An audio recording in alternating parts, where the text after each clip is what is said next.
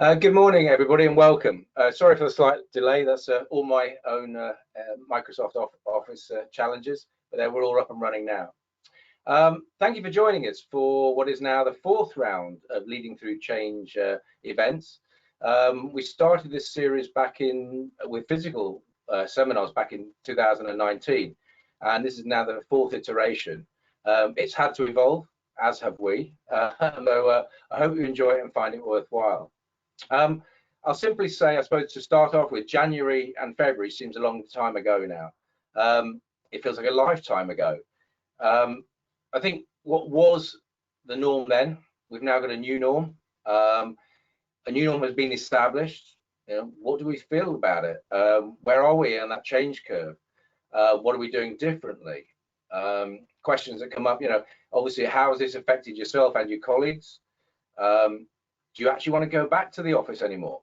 And how long ultimately will it be before we have another change and we have to create a new norm in a new world? So as you can see, there are definitely more questions than answers at this point in time. But the webinar today is here to help us along that change curve, hopefully provide some emotional answers or some sensible suggestions. But at this point, it's important to frame that short-term decisions are being made, but we need to have a longer term view on things. I think our reference points are really important, and emotions and emotional intelligence is a critical part of that short term decision making and long term view. As a business, Savant, as a recruitment and coaching consultancy, Savant is built around its people. So this is really rings true for us. It's critical to protect our relationships with our own people and our candidates and our clients at this time. So that is a high priority for us, and I hope it is for yourselves. I think if we said it's at times like this that we need to create trust within our own businesses, and our actions will lead that. We need to demonstrate the vision and values with our actions and maintain integrity within our own leadership. That's what will get us the trust, and that will build us the right business environment. I suppose going back to April, we were all hoping for a V-shaped recovery. I think it's fair to say the reality is we're now working to create a U-shaped recovery, and we're all dreading that it'll be an L-shape. But our actions are all the things that are driving our performance of our businesses forward. So understanding where we are on that journey is critical. I think there are constantly new challenges, as we've already discussed. A McKinsey report recently stated that the effect of COVID-19 was that it brought forward the digitalization agenda by 5 years. Whilst video is the new norm, this opens up new opportunities for increased interaction between ourselves and our colleagues, our clients and our customers. So are we embracing it? Are we making the most of the opportunity? Again, now with the lifting of restrictions, some of you will be planning your return, if not to school, but back to the office. Do you want to go back? It's a real question. It will not be for all going back into the office. It will need to be phased in. I'm sure many people will have to establish hybrid models of home and office working, or a combination of them both. How do you build up and maintain, I suppose, a new culture of trust and fun and productivity? We're going to have to promote inclusion when not everybody is on the same platform as each other. And they will have all come from different personal experiences over the last 12 weeks. And the COVID journey has been different from everybody, good, bad, and indifferent. And you're going to have to put them all onto the same platform again. I suppose personally, as we constantly move across the change curve, we've all experienced dark sessions, dark times. I suppose optimism is now the belief that the future is going to be positive. It's this that draws us along that change curve. We'll have had to reinvent ourselves and our companies by the time it all finishes.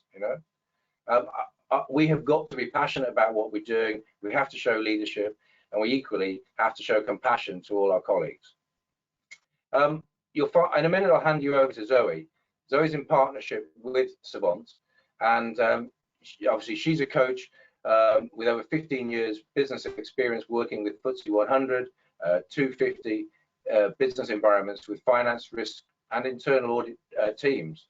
She works closely with CEOs, executives, NEDs, and other senior management teams to improve the performance of their business using emotional intelligence. So I'm sure she's going to be a leading light for us if you haven't met her before on this webinar. The webinar is broken down into 4 segments: the change curve and how it impacts on performance, the role of leaders, emotional intelligence and strategies, the change curve and some stories and how it impacts on cultures. At the end of each session, we're going to have a Q&A session. So please use the webinar's question section to forward those questions, and we'll go through those as best we can at the end of each session. Yeah. A reminder that we're providing the webinar as a free service, with all donations going to Bite Night, which is the sleep out charity that supports Action for Children. Action for Children supports youth homelessness and supports family welfare. These are 2 very important topics during this time of COVID over the last 12 weeks, and I really appreciate any support you can give. I'm very pleased to say we've had a lot of donations ahead of time, but please, if you appreciate this webinar, 10, 20 pounds, anything will be much appreciated to the charity. So without any more comments, I'll pass you over to Zoe, who'll take us through the rest of the webinar. Thank you. Thanks, Mark. Good morning, everybody. Thank you so much for registering for the webinar and attending. I really hope that you get to take away some value today. Most of you will have received an email from me asking me for your thoughts and insights on why you were coming to the webinar, and I did receive some excellent responses, so thank you to those of you that responded. I just want to start by defining emotional intelligence from my perspective. As Mark said, I coach executives and their teams on how to use their emotional intelligence to elevate their performance. And emotional intelligence, for me, and according to Daniel Goleman, who is one of the leading commentators on emotional intelligence, is our ability to understand and manage our own emotions and then understand and manage other people's emotions. Now, why that is so important when it comes to performance is that our emotional regulation system is the system that we use when we're judging and perceiving situations that are happening outside of us, external to us, but then also how we then judge and perceive what that means for us and how we then choose to respond. So that emotional intelligence system is what's driving a lot of our decision making, problem solving, communication choices. It's very, very critical to performance, and especially when we're going through periods of extreme change. Now, I know that change is there all the time, and change is something that we all have to get used to being there in the background all the time, but the recent events have caused us to really have to adapt to change, crisis change almost, if you want to use those words. So how we've responded, how we've shown up as a leader, and how we need to show up as a leader going forward, not only just to support our teams, but also to maintain our own resilience, is the core of the content of this webinar today. So I'm going to start by revisiting the change curve, because not everyone who's on today's webinar was on the last webinar where I introduced the change curve. So this change curve is what I'm going to be using to talk to today, and it's basically how we respond and react to change, any change, small change, large change. It's not a linear process, so we don't move along the curve in a straight line. It also isn't static, so we don't only go forwards, we can often go back, and often sometimes people get stuck on the curve as well. And there are also multiple curves going on at the same time. So there isn't just one change curve. There'll be a change curve at a project level. There'll be a change curve at a team level. There'll be a change curve at an organizational level. There'll be a change curve at an individual level. And so understanding that this multi-dimensional response to change is going on around us all the time, and how people are using their emotional intelligence to manage and navigate that, is part of the leadership toolkit that I coach people in. It's about choice. So, and if you understand this, you can then choose. What tends to happen is we are running on 95% subconscious programming. So we're not actually choosing our actions and behaviours from a place of understanding. We're just doing it through learned behaviours, what we've learned over the last 20 years through our corporate career, or what we've learned through our training as a graduate, or our training even on the job. And what I'm trying to help leaders do is become more consciously aware of the reasons why they're making the decisions that they are, and the reasons why they are the leader that they are, so that you can either adapt your leadership or you can just choose more powerfully in the moment. And this is especially helpful in a crisis. We're in a VUCA world. We were before, that's not a new term, but I must say I'd never anticipated this level of volatility and uncertainty, and it's really shown us how powerful strong leadership can be. I don't think we anticipated such a global response to the last couple of months. We didn't anticipate the severity, I guess is what I'm saying, of how much this was going to impact on us. And so leaders have really had to adapt quickly. And a lot of leaders have gone into survival mode, which is perfectly natural and normal, and we'll come on to that a bit later. But again, going into survival mode as a leader, or even your teams going into survival mode, it requires your emotional intelligence to pull yourselves out of it. So that's the change curve. And the last comment there, how can a static diagram help navigate such a dynamic change environment? It's about recognizing that that curve is going on across many, many different dimensions. It's not just a linear process that people are moving through. So this diagram really brings that to life. So we've got people who are trying to figure out uncertainty. So how do we plan for the future? To Mark's point, we thought it was going to be a V recovery. It's now looking like a U-shaped recovery and hopefully not an L. So you've got people in your teams who are dealing with a huge amount of business uncertainty, but they're also dealing with life uncertainty. The volatility of the environment around us. I know that over in the UK, the news is reporting changes to what's allowed and what's not allowed on a daily basis, and how volatile the regulations are and the advice is also causing a lot of uncertainty in people. So it's really important as leaders that we recognise that we have to be dynamic, our teams have to be dynamic, because everything that's changing around us is changing at such a pace.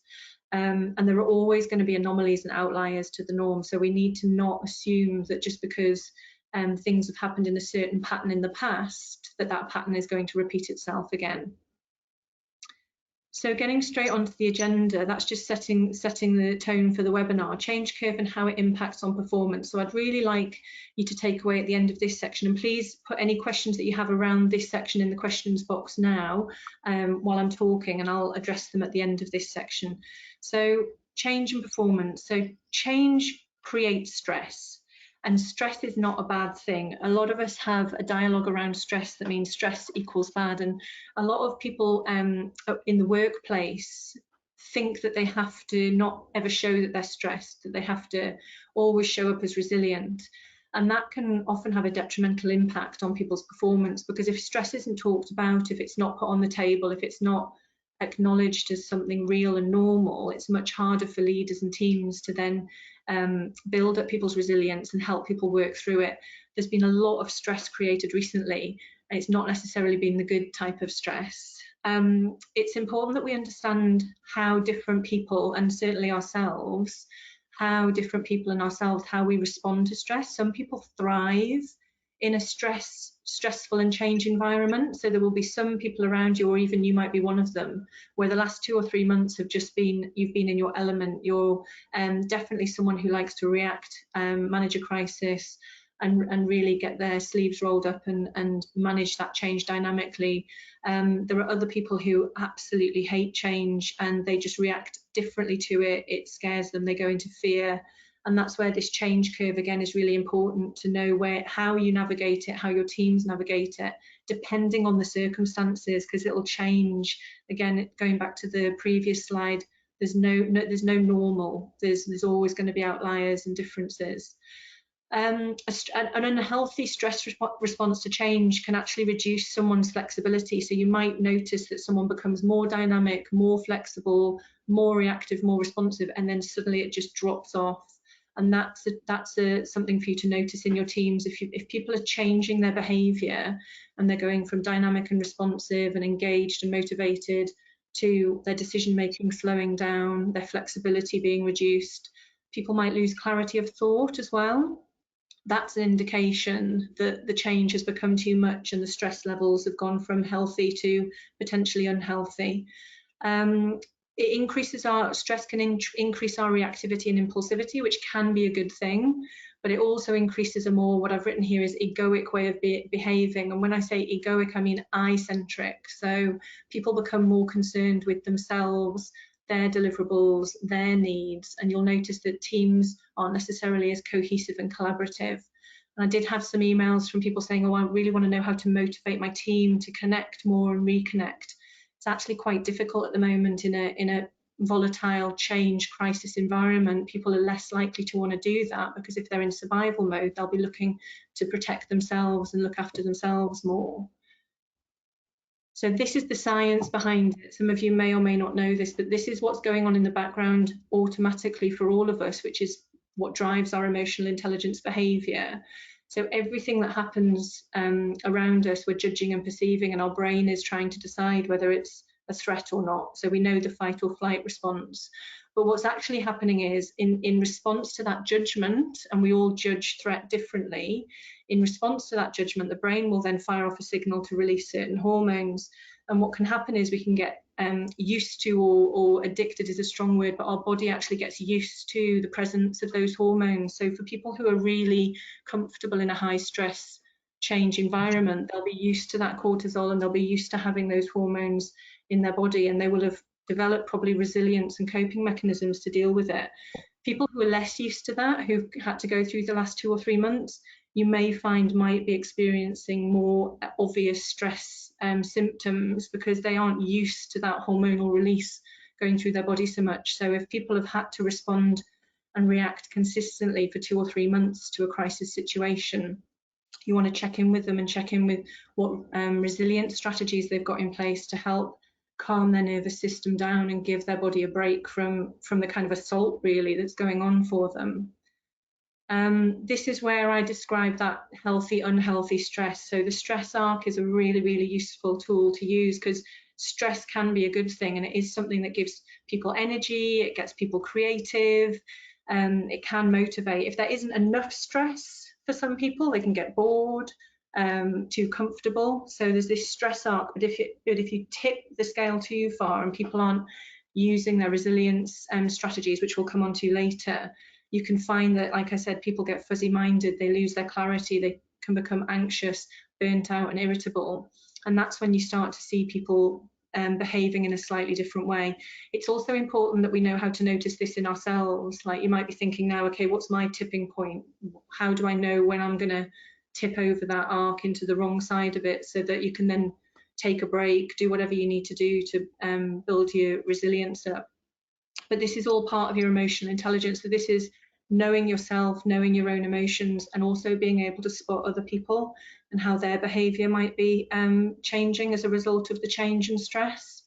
I can't stress enough that being stressed should not be judged as a weakness. And I know it's something that's quite hard to shift in people's minds, but the more we normalise it and the more we talk about it as something that everybody experiences in one way or another, the easier it then is for leaders to manage it, because it will be transparent, people will talk about it, and you'll be able to help people and support them through it.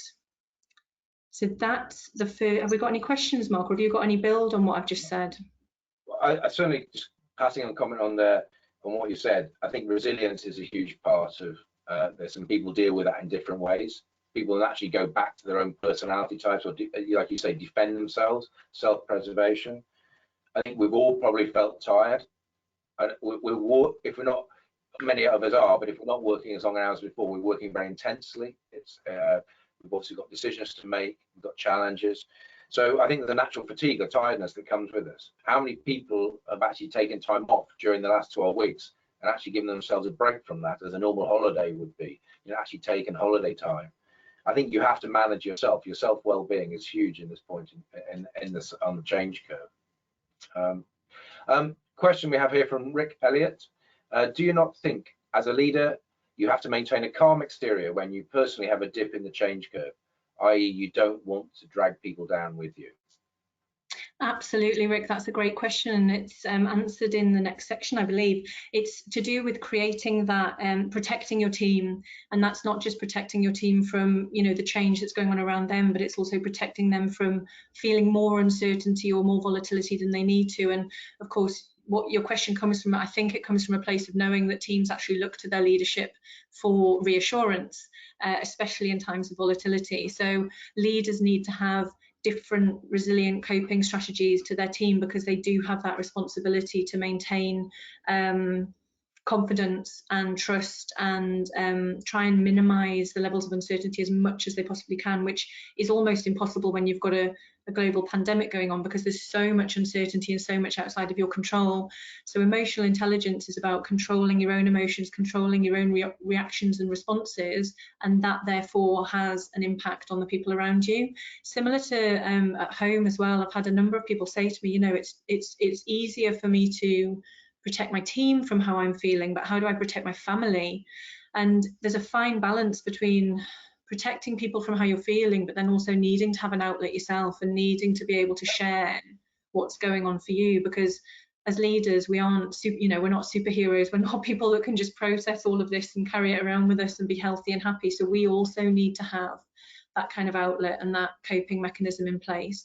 But it is much better for your team if it's not with them, and you find either a mentor or a peer. If it's not healthy to speak about it at home with the family, there needs to be some kind of support system in place so that leaders can protect their teams in that way. That's a great question. Yeah. Andrew's made a comment about the authenticity of that situation. How do you still be authentic if you're hiding your feelings? Yeah, so it's that. Yeah, so I wouldn't suggest hiding the feelings. I would suggest, because you know, talking about stress and normalizing it is really important. I think it's the energy that you put behind what you're sharing. So choosing the right time and place to share with people how you're feeling. So maybe not in the middle of a strategic update, but maybe putting some time aside with your team when you're having a one of those sessions that I'm going to suggest later in the agenda, where you're actually creating the environment for people to share and be vulnerable about what's going on. So it's knowing when it's appropriate to show that side of yourself and when it's better to maintain a kind of leadership stillness or calm is what I call it. And then the team will know and trust that, okay, they've got that going on, they're the same as us, we're all human, but at the same time, they're also doing the right thing by me, and I can trust them to protect me from certain things that may or may not make me feel more uncertain. It's very similar to bringing up children. You know, you want to show your kids that you're a human, and you want to show them that emotional side of you, but at the same time, when you're having a really bad day, it's probably best to go and lock yourself in the bathroom and take it out on something else. So, you know, it's very similar. Sean's asked about how do you reassure your team when really there's a real chance that the business will not survive? You know, it can come across as being disingenuous if you're not being obviously telling the truth. No, I think you can be reassuring and honest at the same time, and I think it's more reassuring if it is honest. So you might not know the answer. So for example, an example would be saying to your team, I want to reassure you that we're going to do everything that we can to make sure we make the right decisions for both the business and the people that we employ. However, at the same time, I can't guarantee you that the decision, everyone's going to like all of those decisions. So you can be reassuring, but at the same time, be clear that there is a downside reality. And that's another great leadership skill, is being able to articulate downside reality while not creating uncertainty and fear in people. So it's about and that links to your company values. So if you've got a strong set of company values that your teams know as a leadership team you live by, and you demonstrate consistently, not just in crisis but every day, they then will trust that what you say is what you're going to do. Okay, very good. We have a couple more very quickly. We've got Pierre. It's basically talking about the change curve on a global basis. Each culture in different countries, obviously, it will have different impacts as they go through the process. People will react in different ways. Yeah, absolutely. And that's why understanding that people are going to be going through different emotions, but one individual will be going through the multiple different change curves all at the same time. If you're in a global team and you're having to interact with global stakeholders in different countries who are all on different COVID-19 change curves with different cultural impacts, that the emotional hijacking potential that there has been going on within your teams recently is unprecedented, which is why we're doing these webinars, because people have had to experience something that hopefully none of us will ever experience again in our lifetime, and we've had to just get on with it, and we've had to just cope because there hasn't really been an alternative. So you might find that as we come out of this, that's when the impact or true effect of what we've gone through starts to surface, and leaders need to be equipped to handle that and deal with it, because people have been in survival mode, and when we're in survival mode we perform, we keep going, but it is not sustainable. Okay, yeah, very good. I think we'll go on to the next section. There's a couple of the questions here which we can come back to later, if that's okay. Yeah, for sure, yeah. So the next section is the role of the leader, which we've covered off a little bit anyway, so the questions are great. So this is a very, very simple statement here, that leaders need to be able to reinforce the boundaries that they expect people to put in place to manage their response to change. Now, there's a few key words in this statement, but the most important for me is the boundaries that they expect people to put in place. So it's that so many leaders are saying to me at the moment, what do I need to do? What do I need to do? You need to reinforce the boundaries that you expect other people to hold themselves accountable to. So the resilience of your team is only your responsibility to a point. It is actually your team's responsibility to be resilient, to maintain their resilience and to be able to cope with change. And there are many, many very empathetic, very emotionally intelligent leaders trying to take on too much responsibility for that and not empowering their teams to be responsible for themselves. So the boundaries that need to be put in place are effectively, I mean, I could give a long list of ideas and suggestions, but it's very specific to your working environment.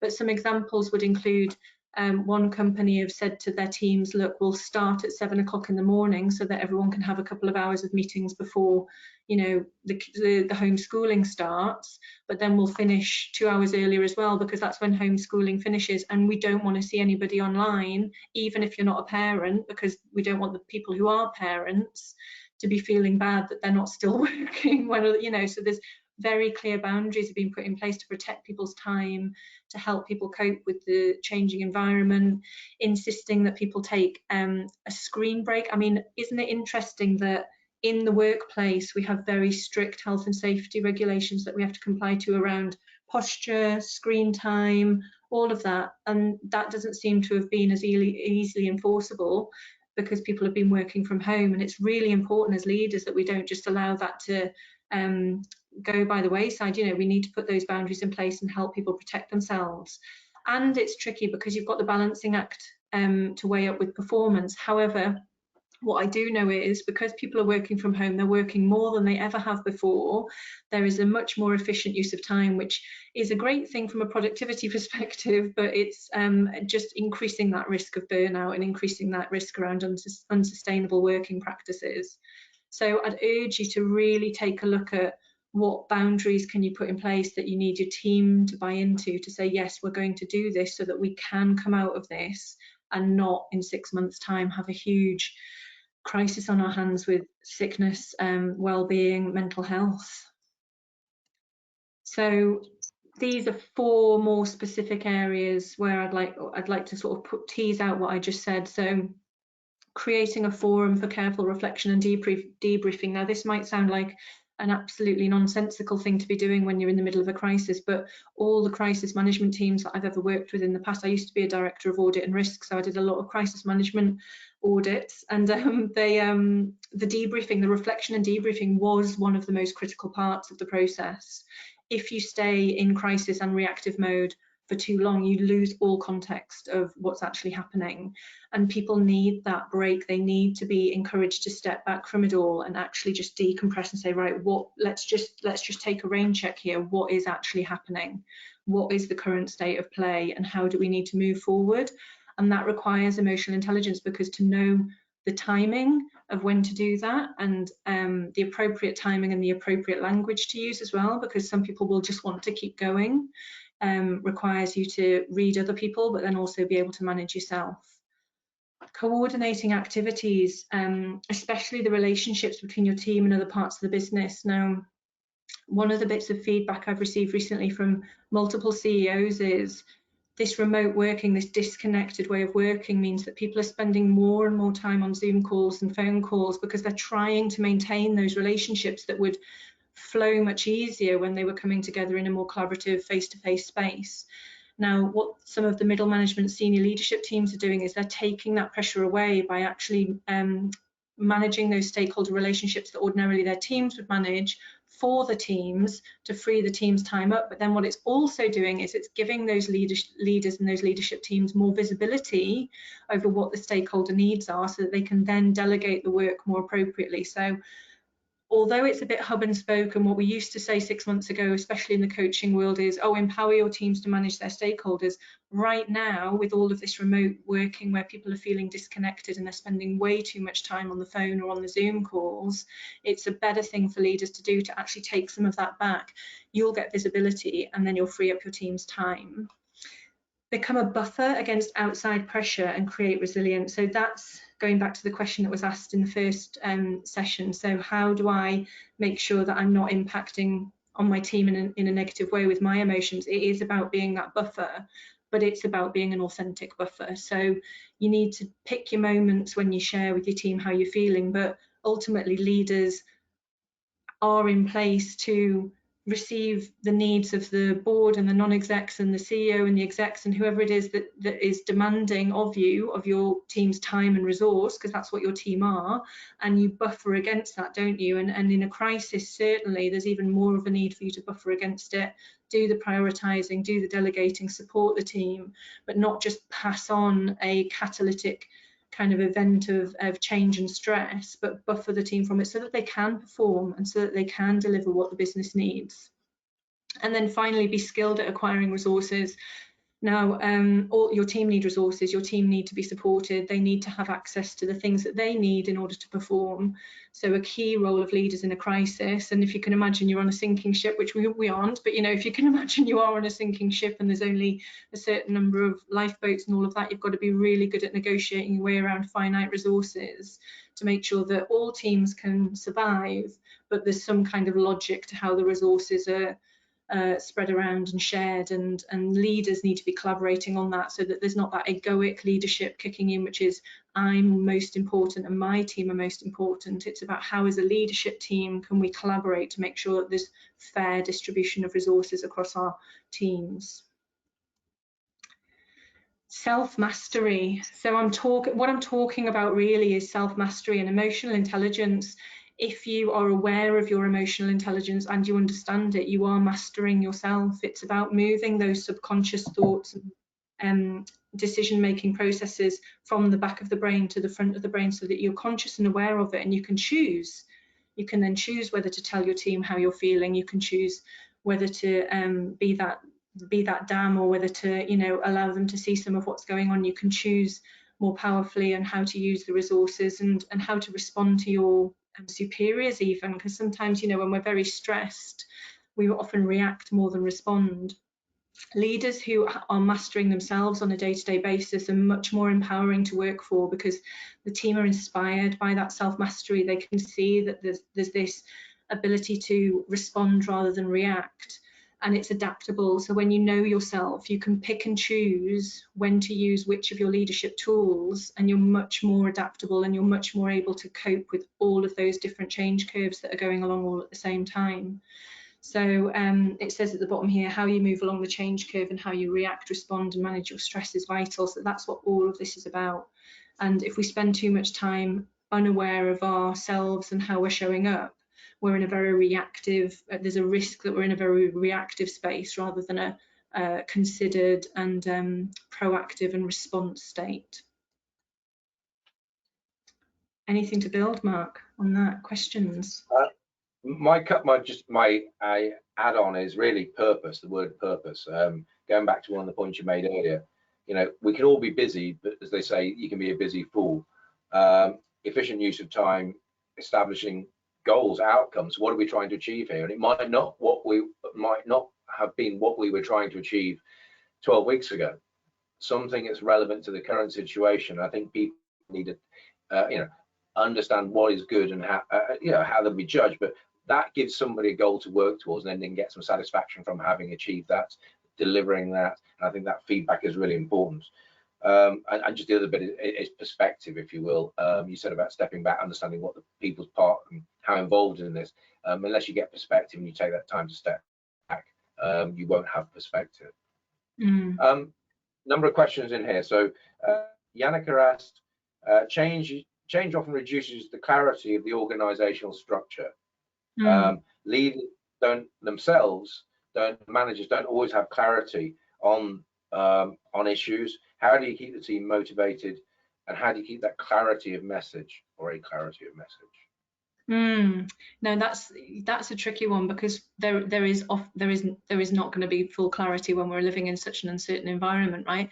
And I guess the skill in that is helping your team understand that clarity isn't necessarily always needed to perform, and actually not knowing can inspire curiosity, it can inspire innovation, it can inspire a more empowered and adaptable way of being. So if I don't have clarity over what is needed, I can then maybe think about, well, what problem am I looking to solve, or what question am I looking to answer? If people aren't being explicitly clear on how to do something or what they want, you can then come up with the ideas, you can innovate, you can maybe flex some of those muscles that you've had previously that you haven't been able to flex because people have been telling you how they want things done rather than asking you how it should be done.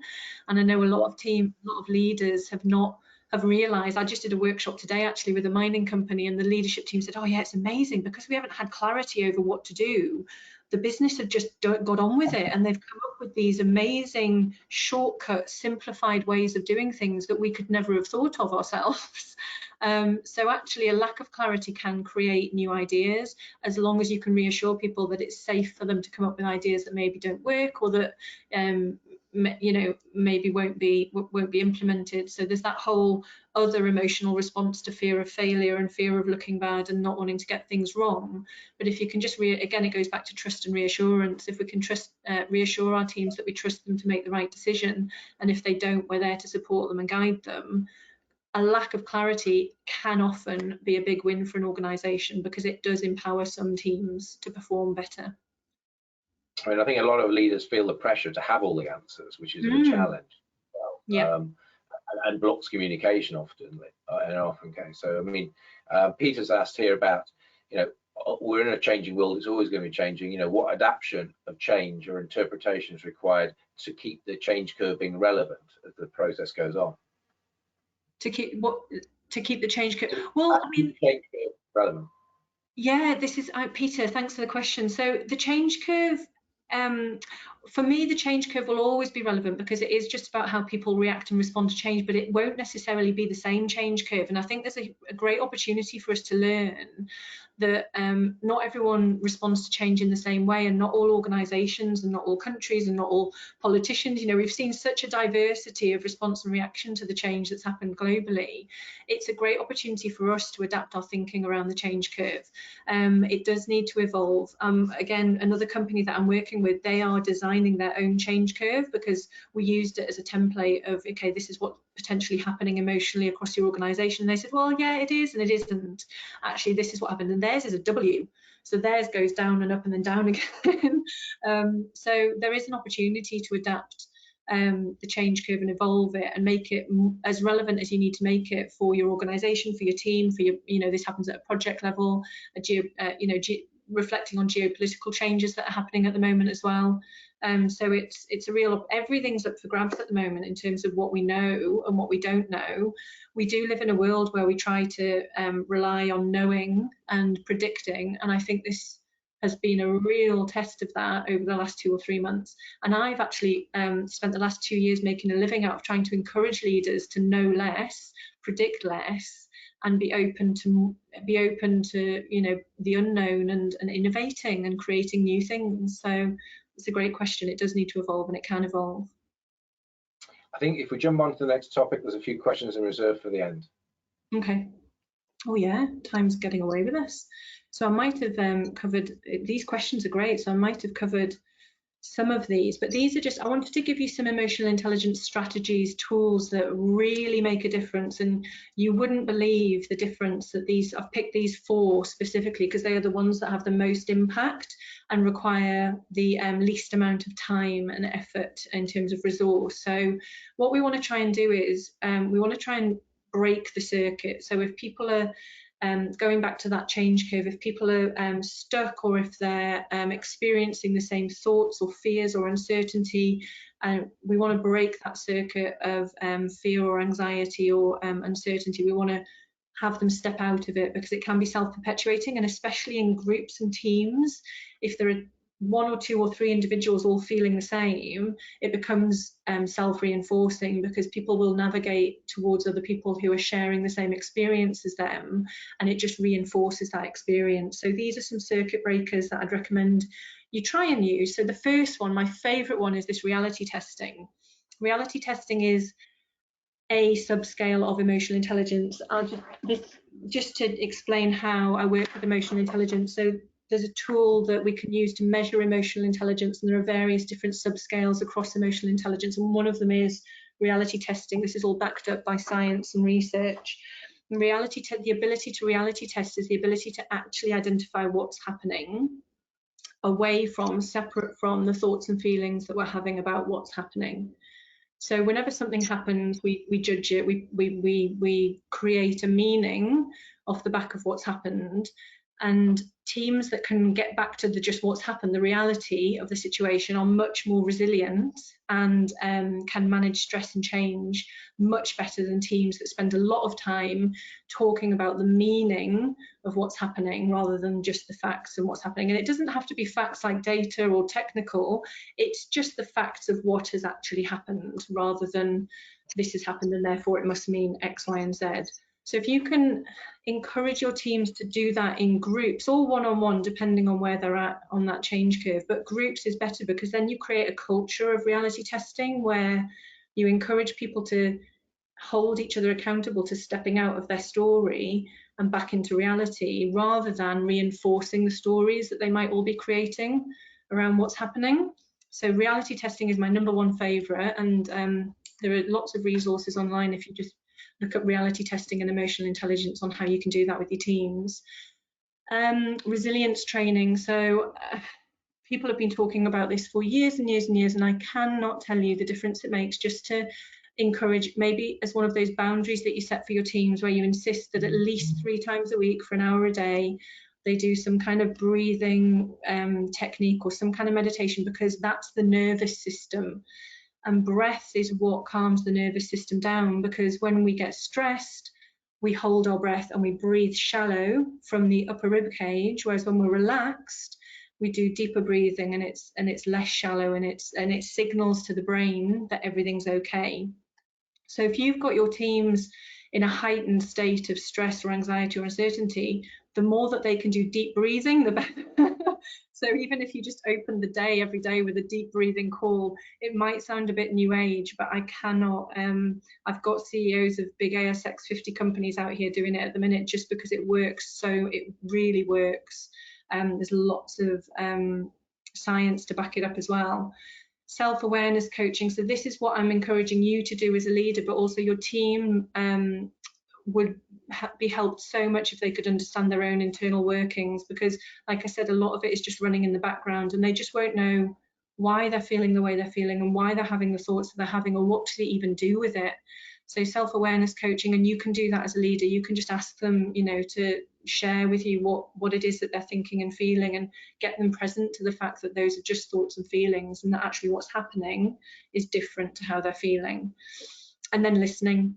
It's so simple, but too many leaders at the moment are in do, action, you know, trying to react, trying to respond, trying to be seen, to be supporting by doing, which is a very caring thing to do. But actually what a lot of teams want is they just want to be heard, and they just want to be listened to. So putting some time aside where you just listen to your team, and you might just listen in on a team meeting where you get one of the team members to lead it. I used to have my team lead our team meetings. I'd have a chair that wasn't me, and I'd listen to them, and I'd listen to them talking to each other about each agenda item and sharing, and you get so much more from that, and they feel empowered and they feel heard. Creating a culture of resilience, and this isn't just now, this isn't just because everyone's going through such a stressful time. This is essential for all organisations if you want to be an organisation with high performing teams.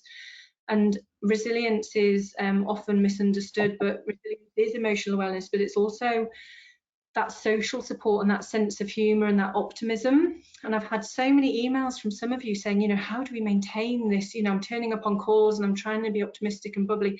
again, it's not your responsibility. It's your role as the leader to provide the framework and the expectation and the boundaries, but it's actually the responsibility of your teams to own their own resilience.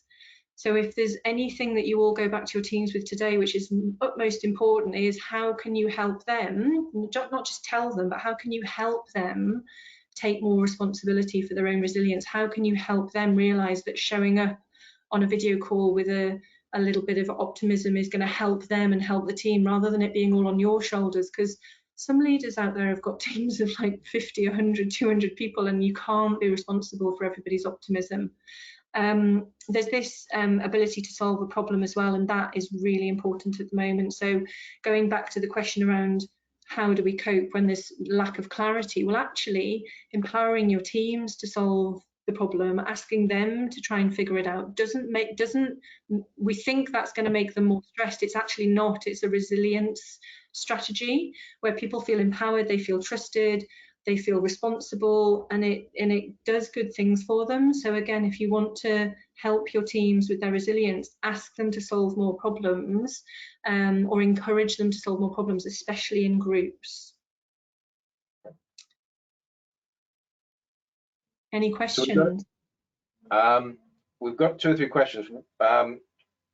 So I suppose this first one, Teresa's asked ideas on how to manage frustrations between teams and team members, almost how they're critiquing themselves, I suppose, about how each of them are acting or performing to support the team. Yeah, no, that's an interesting one, because that actually, if people in your team are judging each other and getting frustrated with each other, they're actually just judging themselves, to your point, and getting frustrated with themselves, and that's a projection. They're probably feeling, so I would ask the individuals on an individual basis, how are you feeling about yourself? How are you feeling about your own performance? What do you need more support with? And just listen to the answers to the questions, and don't bring up the fact that they're projecting onto other people, because actually the problem is within them, and it's not actually anything to do with anyone else around them. There probably are things going on around them that are triggering that. It's that nervous system response again, where they're judging and perceiving, and then they're having an emotional response. So but the worst thing that we can do when people are in teams are blaming each other or calling each other out on things is make that problem, bringing energy to that problem. That is not the problem. If you bring energy to it, you'll make it bigger. Whereas if you narrow your energy and attention down to the individual, you almost take focus away from the other people, and you just help support them. So I'm a big advocate for don't give more attention or energy to issues between team members until you fully understand what's going on for the individuals themselves. Yeah, and my take would be, going back to a phrase you used earlier about reality testing. Yeah. You know, a lot of these things, and you know, we all do it, we make them emotional and personal, and if you bring that back to the facts again, which is quite hard to do at the moment, but you need to bring it back to reality, and so people really see what's happening. Yeah. Shall we move on, and we'll do the final 2 questions at the end?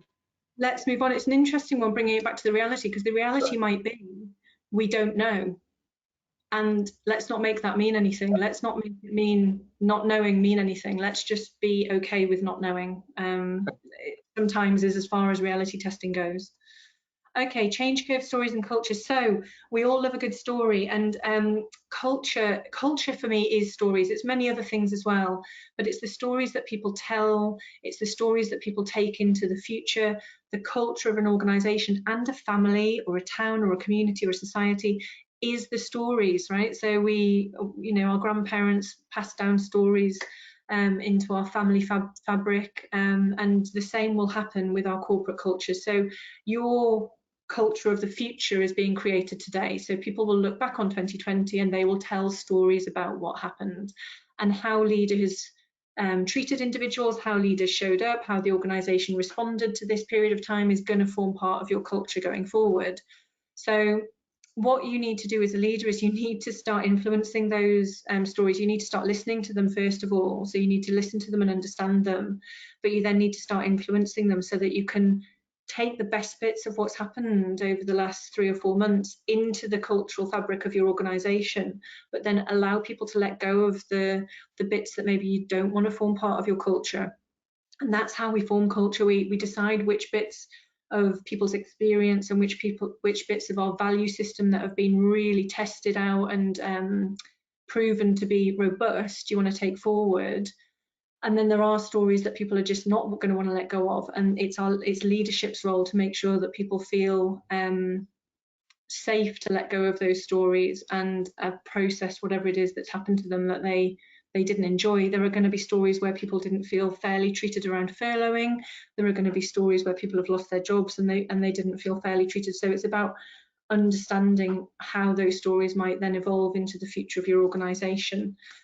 Leaders who can hear, see and tell the stories being created after a crisis succeed in consciously creating the performance culture of their organisation. So it's about don't judge what you can hear and see. It's definitely about just being really open to the fact that you've got every single employee having experienced this in some different way, remembering that change curve and how everybody moves along it in a different way. And just acknowledging that those stories exist, and then working with your HR teams, working with your communication teams, working with the other leaders in the organisation to say, okay, these are the stories that people are now telling. How do we influence that? How do we help people either create new stories or make the best of the stories? Because there are going to be some great stories out there that you're going to want to have taken forward into the future. The workshop I did today, they said, wow, we had no idea the potential that we had within our workforce until we had this burning platform that we had to operate from. And I said, okay, so how will you tell that story? How will you tell it to your kids when they grow up? And they started illustrating through drawing it and writing it out what that would look like in the future. And it really brought to life the potential future culture, performance culture of that organisation. So this is really important, and don't wait for the culture to be set with the stories and then try and fix it, because that's what a lot of organizations do. They say, oh, we've got an issue with our culture because of something that happened 5 years ago and we had to make a couple of hundred people redundant. How do we now fix it? Well, it's really difficult to fix it retrospectively. You can, but I'd urge you to address those issues now, today, so that you don't have to then try and retrospectively fix something, because they get energy, they get momentum, the stories galvanize, they solidify, they turn into sacred cows. It's much harder retrospectively. Start by sharing your story. So this goes back to that earlier question, how do we show up as leaders who are both authentic and protecting our teams? Where you share your story, you create space to share your story and repeat it. Don't assume that if people have heard you share your story once, that's enough. People want to hear the same story over and over from their leaders, because it creates trust, it creates this shared experience. We are the same, it galvanizes the experience for them. And if you share your story in the way that you want it to be carried forward into the cultural fabric of your organization, that will help other people start sharing the same story. So this is a really powerful tool for leaders in change. And many leaders don't give this enough time and attention during the change. They just look at it retrospectively afterwards. So I can't stress enough how important this is, but I do know I'm running out of time. So these are the key takeaways. So noticing how the change curve impacts on performance, knowing that your role is more about boundaries, providing and protecting for your team, and self-mastery. Don't try and do anything for them other than providing them with resources, protecting them from more emotional upheaval than they need, mastering yourself and making sure that those boundaries are clear. Emotional intelligence strategy. So the reality testing one, I think, is my favorite, which ironically isn't on the final slide. I've just noticed that. And changing your curves, change curve stories, changing those stories, or picking the best bits to take forward into the cultural fabric of your organisation. That was a lot of minutes. Oh my goodness. We have a couple of other questions, but people have we've answered many of them, I think, or touched on some of them along the journey. One interesting one Andrew brings up is just about how if teams aren't showing the level of resilience that you would expect or need, how do you intervene with that? How would you interject? Well, Well, first of all, how do they know what you're expecting? Yeah. And secondly, if they know what you're expecting, but they may not be able to link that to resilience. So make sure you're not only clear on what you're expecting from a performance perspective, but that's why this emotional intelligence link to performance is such a critical thing for leaders to understand, because then you can say, I've noticed you're not performing in this area, and I think it's because there's this part of your emotional intelligence, or there's this part of your decision making or problem solving that we need to work on. What do you think? But it's being able to link the two, because people often don't know why they're not performing. People often don't even know that they're not as resilient as they could be. So there's that self-mastery that needs to be developed so that you can help your team develop their own self-mastery. Okay, very good. And finally, I suppose, I would put, how do you encourage somebody to be optimistic? I probably wouldn't encourage. I wouldn't encourage them. I would lead by example. Okay. That is how I would encourage someone to be optimistic. Yeah, that's what I did. So I think there's some fantastic nuggets you've given us, some ideas to develop our own skills and hopefully influence our teams and ourselves on that matter. It's been a very quick hour, which has flown by. I'd just like to say, thank you to everybody for attending this morning, for joining us. One, I remind everyone that we put this service on for free to support everybody, but I would appreciate a donation to the charity. If you donate to the charity, you'll be put into the draw for a free consultation with Zoe. Separate to that, Zoe has offered that anybody who would like a half-an-hour discussion with her outside of this environment to let us know, and we'll set up a free half-an-hour discussion with Zoe. But if you go online and donate to the charity using the link that was provided, you will get a free consultation. So that'll be fantastic. Other than that, Zoe, any other final comments? Just that before you shut your browser, there's a little questionnaire that will pop up, and that's where you can elect to receive the free 30 minutes. And there's just a few feedback questions. There's 4 or 5 feedback questions. So if you wouldn't mind all completing that for us, that'll really help with future webinars, and it means we know who would like to have the 30-minute chat with me. That's fantastic.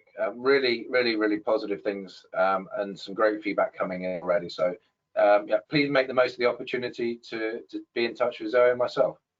Thank you very much. I hope you enjoyed the session.